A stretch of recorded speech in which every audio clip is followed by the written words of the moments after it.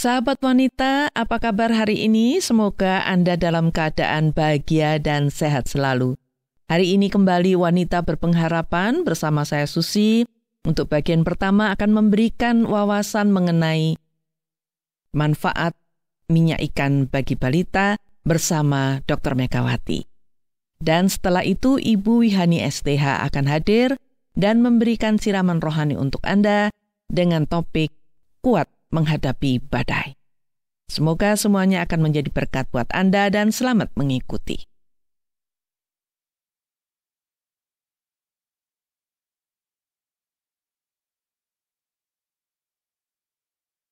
Saudara, banyak dianjurkan agar anak-anak balita diberi minyak ikan. Nah, tentunya anjuran ini tidak langsung kita ikuti, apalagi bila kita tidak tahu tentang seluk-beluk minyak ikan dan apa manfaatnya bagi kesehatan anak-anak kita. Oleh sebab itu, sebelum kita memberikan minyak ikan pada anak balita, kita perlu tahu apa sebenarnya yang terkandung dalam minyak ikan dan apa manfaatnya bagi anak balita. Saya akan berbincang-bincang dengan Dr. Megawati mengenai manfaat minyak ikan untuk anak balita. Dan saat ini, Dr. Megawati sudah ada di studio dan sudah duduk di depan saya. Apa kabar, Dok, hari ini? Sehat-sehat saja, Bu Susi. Sehat dan bahagia tentunya ya, Dok, ya. Iya. Terima kasih atas kehadirannya di studio saat ini. Dan kita akan berbicara mengenai minyak ikan. Anak balita tentunya membutuhkan banyak sekali vitamin dan juga mineral ya, Dok, ya. Untuk bisa tumbuh dengan baik dan sehat. Nah, anak balita juga dianjurkan mengkonsumsi minyak ikan setiap hari. Dan saat ini sudah banyak tersedia di apotek atau toko obat berbagai merek minyak ikan yang bisa kita beli, baik dalam bentuk cair maupun kapsul. Nah, sebenarnya apa yang terkandung dalam minyak ikan itu, Dok? Zat yang paling baik dan paling bagus itu namanya omega 3 ya, Omega asam 3. lemak. Kenapa 3, Dok? Omega 3. Ya, itu nggak tahu saya. Kan ada 1, 2 pasti ya. Ada Ini omega 3, ada omega 6 gitu. Tapi ini omega 3 khusus namanya. Asam lemak omega 3 ini yang nantinya akan menjadi DHA. Itu ya. Jadi gitu. DHA yang terkenal itu ada mesti DHA.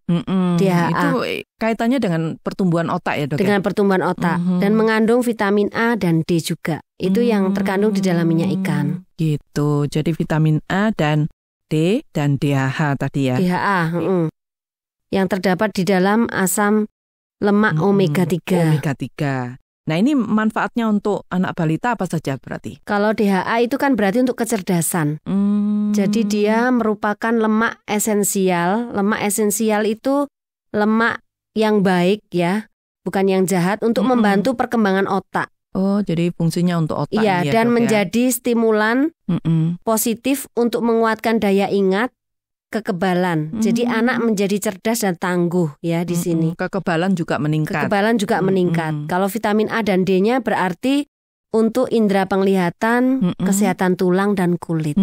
Saya pernah dengar juga karena minyak ikan ini bisa mendorong nafsu makan begitu. Apa benar, Dok? Sebenarnya untuk mendorong nafsu makannya itu bukan minyak ikannya. Jadi misalnya begini, ini mengandung minyak ikan begitu ya, yang sering dijual. Itu sebenarnya tidak hanya minyak ikan saja, omega 3 saja tidak. Tapi dia macam-macam, ada vitamin macam-macam. Di antaranya vitamin B, lisin, itu yang membuat anak jadi suka makan. Suka makan gitu. Iya, jadi bukan murni minyak ikan. Tapi manfaat yang terpenting adalah untuk perkembangan otak tadi itu ya. Iya, kalau murni minyak ikan itu untuk perkembangan otak. DHA-nya namanya itu. Nah, sekarang kalau misalnya anak balita tidak pernah mengkonsumsi omega 3, baik dari minyak ikan ataupun dari yang lain-lainnya, nah apa yang terjadi, Dok?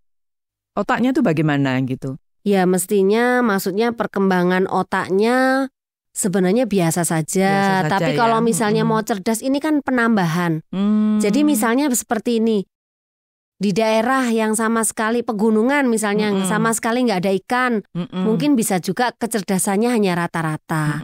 Tapi kalau misalnya ada minyak ikan itu kecerdasannya lebih baik, gitu aja loh. Lebih tinggi gitu ya. Bukan berarti terus nggak minum minyak ikan terus jadinya nggak cerdas, Dok. Ya enggak gitu itu ya. Hanya stimulan. Jadi merangsang kecerdasan, meningkatkan. Sebetulnya dia sudah punya kecerdasan tapi ditingkatkan gitu ya, Dok ya. Itu yang terjadi kalau kekurangan minyak ikan ya. Kalau tidak pernah sama sekali mengkonsumsi minyak ikan ya dia cerdas saja tapi tidak meningkat gitu. Tapi sebenarnya ya selain itu, misalnya nggak ada minyak ikan, ada makanan yang lain yang bisa mengganti minyak ikan yang mengandung omega 3. Iya, yang mengandung DHA. Itu ya telur juga bisa. Jadi juga telur, bisa ya. daging, kacang-kacangan, bayam, biji wijen, biji rami, kacang polong, iya. Jadi itu juga bisa merangsang kecerdasan. Tidak hanya minyak ikan. Tapi yang terkenal kan minyak ikan ya. Tapi yang terbaik tetap minyak ikan. Yang terbaik minyak ikan ya, Dok ya. Dan minyak ikan ini bukan minyak ikan biasa loh ya Bu Susi ya. Minyak ikan apa ini minyak sebenarnya? Minyak ikan ini minyak ikan laut dalam namanya. Jadi ikan apa namanya ikannya? Ikan tuna itu ya. Ikan salmon, begitu. Wah, itu yang mahal-mahal semua ya Dok ya. Laut dalam. Laut dalam ya. Iya, yang mahal. Jadi kalau misalnya betul. Zaman sekarang ini kan juga nggak mahal sih sebenarnya ya minyak ikan itu. Mestinya harus beli saja karena kita kalau beli salmon ya lebih mahal. Jadi kalau misalnya kita beli tuna gitu tuh sudah banyak mengandung minyak ikan ya Dok ya. Omega 3. Omega 3-nya ya itu ya. Jadi tidak melulu minyak ikan itu. Kalau kita misalnya tidak bisa membeli minyak ikan ya kita bisa membeli ikan itu tadi ya Dok ya. Iya, dan ada telur daging itu telur juga mengandung omega 3 ya Dok ya. Untuk kecerdasan gitu loh. Nah kalau misalnya kelebihan, ini apa yang terjadi? Apakah anak mau cerdas banget gitu melebihi dari semua orang atau bagaimana ini Dok? Kalau kelebihan malah bisa terjadi keracunan. Oh begitu? Karena vitamin A dan D-nya ini ngomongkan minyak ikan ya. Minyak ikan yang mengandung ada vitamin A, vitamin D itu seperti keracunan vitamin A dan D kan juga nggak boleh. Nggak boleh ya itu sampai kelebihan banyak ya. Kalau khususnya yang minyak ikan sudah banyak mengandung vitamin D dan A dan D, iya. Terus juga penurunan vitamin E. Padahal vitamin E itu kan juga baik untuk ini, mencegah orang perdarahan. Takutnya bisa jadi perdarahan. Kalau omega 3, asam lemak omega 3, vitamin A, vitamin D itu adalah vitamin-vitamin yang larut dalam lemak. Jadi tidak boleh kebanyakan, tidak boleh kekurangan. Ya. Kalau vitamin C dan vitamin B kebanyakan bisa dibuang. Bisa dibuang ya, tapi melalui urin yang ke ginjal. A sama D yang itu A D tidak bisa. Nggak bisa ya. Jadi memang harus hati-hati, nggak boleh kelebihan. Jadi racun ya Dok ya. Jadi racun. Ini orang tua harus tahu ini. Jadi jangan kebanyakan juga untuk vitamin A dan D ya. Nah tadi dokter sudah sebutkan bahwa omega 3 itu tidak hanya melulu pada ikan, ada telur, ada macam-macam. Maksudnya bukan omega 3-nya. Jadi DHA-nya itu bisa pada telur, gitu. pada daging, pada kacang-kacangan untuk kecerdasan anak ini. Kalau minyak ikannya ya tetap minyak ikan, ya omega 3-nya itu ada di minyak ikan. Di minyak ikan itu tadi ya. Nah, kalau misalnya kan minyak ikan itu agak mahal Dok ya. Yang berbentuk cair gitu kan itu agak mahal. Misalnya kalau nggak kebeli, lah nasihat dokter ini apa untuk membantu kecerdasan anak-anak itu? Makanan apa? Ya itu tadi telur. Telur itu. Kalau daging. Telur itu bisa dimakan tiap hari? Bisa. Nggak apa-apa ya? Nggak apa-apa asal tidak alergi. Telur, daging ya. Iya. Susu bagaimana Dok? Susu nggak ada. Nggak ya? mengandung. Kalau sayurnya bayam. Bayam, biji wijen, biji rami. Kacang-kacangan ya. Itu jadi kalaupun tidak bisa membeli minyak ikan tetap bisa membelikan vitamin yang untuk perkembangan otak anak tadi itu. Iya. Ya, telur, daging, kacang-kacangan gitu ya Dok ya. Supaya anak kecerdasannya itu bisa berkembang. Iya, gitu ya, Dok, ini ya. khusus balita ya. Khusus jadi, balita. Balita kan kecerdasannya mulai berkembang itu mulai 0 sampai 6 tahun. 6 Jadi tahun. memang tepat Perlu waktunya. Ya. Dan menurut saya zaman sekarang tuh minyak ikan nggak seberapa mahal kok Bu Susi. Mestinya kalau harus... di kampung-kampung nggak ada orang jual minyak ikan kan, mesti orang tua harus mengganti dengan yang lain gitu. Iya. Ya tadi itu telur, daging. Tapi sekarang nggak sulit ya Dok ya? Nggak sulit, dan itu satu botol itu minyak ikan mungkin satu biji paling 3.000. Sehari gitu itu ya? Sehari itu hanya butuh satu kapsul saja. Kapsul saja gitu ya. Dikapsulkan itu juga kalau dibuka, karena dikapsulkan kan besar kapsulnya. Nanti nggak bisa ketelan dibuka juga dalam bentuk minyak. Minyak ya, cuma itu langsung ditelan ya. Agak baunya itu kan agak nggak enak. Memang agak sulit anak-anak mau diberi itu karena baunya. Baunya ya.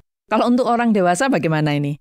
Kalau misalnya orang-orang yang apalagi yang sudah pikirannya sudah lemah, tidak mampu berpikir lagi secara maksimal, itu bisa nggak dok dikasih Nah, minyak kalau ikan ini? kalau orang dewasa malah bukan ke arah kecerdasan. Oh, jadi Kalau orang dewasa, asam lemak omega 3 itu termasuk kolesterol yang baik. Jadi dia mencegah gitu. sakit jantung.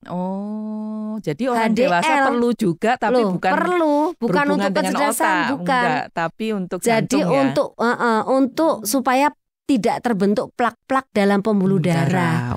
Jadi untuk lebih ke arah jantung koroner, gitu, mencegah jantung koroner. Sudah nggak ada untuk kecerdasan lagi. Sudah maksimal ya, sudah nggak bisa ditingkatkan lagi kecerdasannya ya dok. Iya, tapi orang dewasa juga butuh minyak ya, ikan untuk jantung ya, untuk kesehatan jantung untuk ya. kesehatan jantung. Begitu. Ya baik dok, terima kasih banyak untuk wawasan mengenai minyak ikan ini. Secara khusus untuk balita, jadi paling utama dia merangsang perkembangan otak ya, meningkatkan kecerdasan. Ya baik, terima kasih, sampai ketemu di lain kesempatan dok. Ya, sampai ketemu Bu Susi.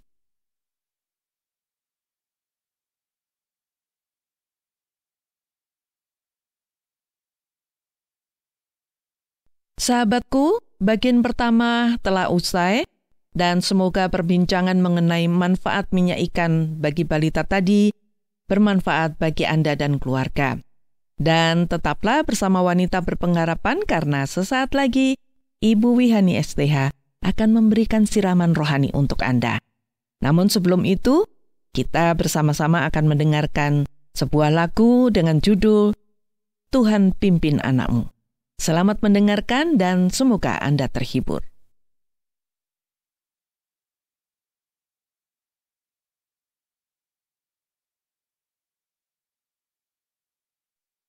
Sahabat Wanita Berpengharapan, saya Wihani senang bersama Anda tentunya pada kesempatan yang indah ini. Saya yakin pengetahuan tentang kesehatan jasmani, khususnya tentang manfaat minyak ikan bagi balita, yang dibawakan oleh Ibu Susi dan Dr. Megawati tadi sangat bermanfaat bagi kita semua. Nah, sekarang jiwa kita pun membutuhkan kesehatan rohani tentunya. Kali ini, saya akan membagikan renungan buat kita semua dengan topik kuat menghadapi badai. Sahabat, pada suatu hari saya bersama teman-teman saya mengunjungi seorang ibu muda. Saya sebut saja Tati. Ibu Tati ini sedang depresi dan sedang dirawat di sebuah rumah sakit. Tati sudah dirawat selama 3 bulan. Ketika kami berusaha berbicara dengan Tati, dia hanya diam dan pandangannya hanya mengarah ke lantai rumah sakit. Dia juga sering menghela nafas dan menggelengkan kepalanya. Sudah 3 bulan, ia tidak mau melakukan apa-apa, kecuali duduk diam dan memandangi lantai di kamar tidurnya. Mandi dan makan pun harus setengah dipaksa. Sebelum depresi, Tati adalah seorang karyawan yang rajin dan bekerja pada sebuah bank lokal. Tapi ketika badai hidup melandanya, ia tidak kuat menanggungnya. Suaminya menikah lagi, anak satu-satunya mengalami kecelakaan dan akhirnya meninggal dunia. Sahabat, badai hidup tidak hanya dialami oleh Ibu Tati tadi. Badai dan persoalan hidup bisa dialami oleh perempuan mana saja. Tapi tidak semua perempuan akan mengalami depresi dalam menghadapi badai kehidupan. Ada banyak perempuan yang kuat dan tegar dalam menghadapi badai hidupnya. Banyak perempuan menang dan melangkah maju setelah mereka berhasil mengatasi badai kehidupannya.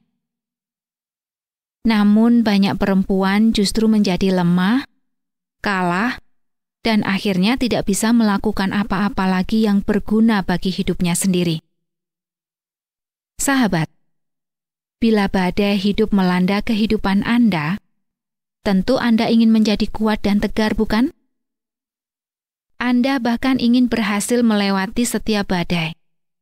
Anda ingin menjadi pemenang dan melakukan perkara besar dalam hidup Anda.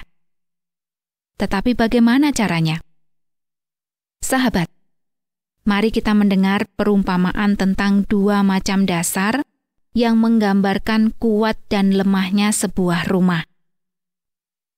Perumpamaan ini terdapat dalam kitab Injil Matius, pasal yang ke-7, ayat yang ke-24 sampai ayat yang ke-27. Tuhan Yesus mengatakan begini, "Setiap orang yang mendengarkan perkataanku ini dan melakukannya, ia sama dengan orang yang bijaksana, yang mendirikan rumahnya di atas batu. Kemudian turunlah hujan dan datanglah banjir. Lalu angin melanda rumah itu.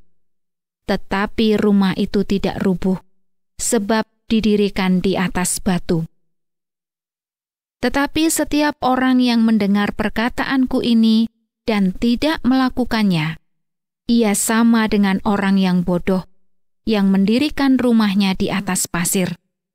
Kemudian turunlah hujan dan datanglah banjir. Lalu angin melanda rumah itu, sehingga rubuhlah rumah itu, dan hebatlah kerusakannya." Sahabat, bila kita ingin tetap kuat seperti rumah yang dibangun di atas batu, maka kita harus mendengarkan perkataan Yesus dan melakukannya. Bila kita melakukan 2 hal ini, maka kita disebut sebagai orang yang bijaksana. Dan bila badai melanda hidup kita tidak akan roboh.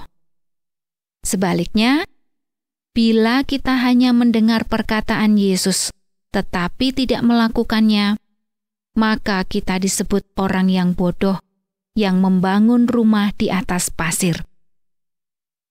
Bila badai datang menghadang, maka hidup kita pun akan roboh. Mungkin Anda bertanya dalam hati, mengapa harus melakukan perkataan Yesus? Bukankah mendengar saja sudah cukup? Saya akan ulangi bahwa seperti yang Yesus katakan tadi, bila kita melakukan firman Tuhan, maka kita bagaikan rumah yang kuat yang dibangun di atas batu. Jadi, bila kita melakukan firman Tuhan, kita akan menjadi kuat. Iman dan jiwa kita menjadi kuat. Sehingga, bila persoalan datang, iman dan jiwa kita tetap kuat. Dan melakukan firman Tuhan, kita akan memiliki pengalaman spiritual yang nyata. Dan kita akan membuktikan bahwa janji Tuhan itu benar adanya.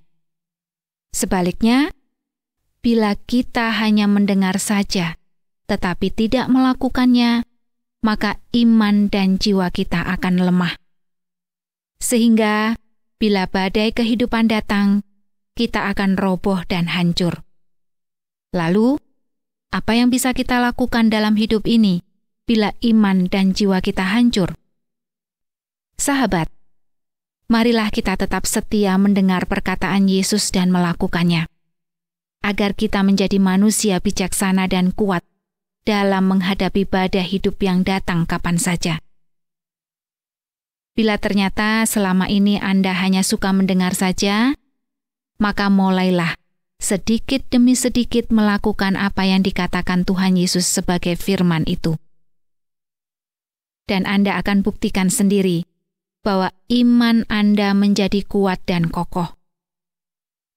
Bila selama ini Anda sudah mendengar dan melakukan perkataan Yesus, tetapi Anda masih merasa bahwa iman Anda lemah, maka periksalah, apakah Anda sungguh-sungguh mendengar dan dengan tulus hati melakukannya atau tidak. Tuhan Yesus akan membimbing Anda melakukan kehendak-Nya dengan tulus dan dengan sepenuh hati. Saya akan menutup renungan ini dengan membacakan kembali apa yang dikatakan Tuhan Yesus dalam kitab Injil Matius, pasal yang ke-7, ayat yang ke-24 sampai ayat yang ke-27. Agar Anda semakin rajin mendengar perkataan Yesus dan melakukannya dalam hidup Anda. Dengan demikian, Anda akan menjadi orang yang bijaksana dan kuat. Inilah perkataan Yesus itu. Setiap orang yang mendengar perkataanku ini dan melakukannya, ia sama dengan orang yang bijaksana, yang mendirikan rumahnya di atas batu. Kemudian turunlah hujan, dan datanglah banjir. Lalu angin melanda rumah itu. Tetapi rumah itu tidak rubuh, sebab didirikan di atas batu. Tetapi setiap orang yang mendengar perkataanku ini dan tidak melakukannya, ia sama dengan orang yang bodoh, yang mendirikan rumahnya di atas pasir. Kemudian turunlah hujan, dan datanglah banjir. Lalu angin melanda rumah itu, sehingga rubuhlah rumah itu dan hebatlah kerusakannya. Semoga Anda tetap kuat menghadapi badai kehidupan Anda. Amin. Baiklah sahabat, untuk mengakhiri bagian renungan kita hari ini, kita akan mendengar sebuah lagu berikut ini. Mari kita dengarkan bersama.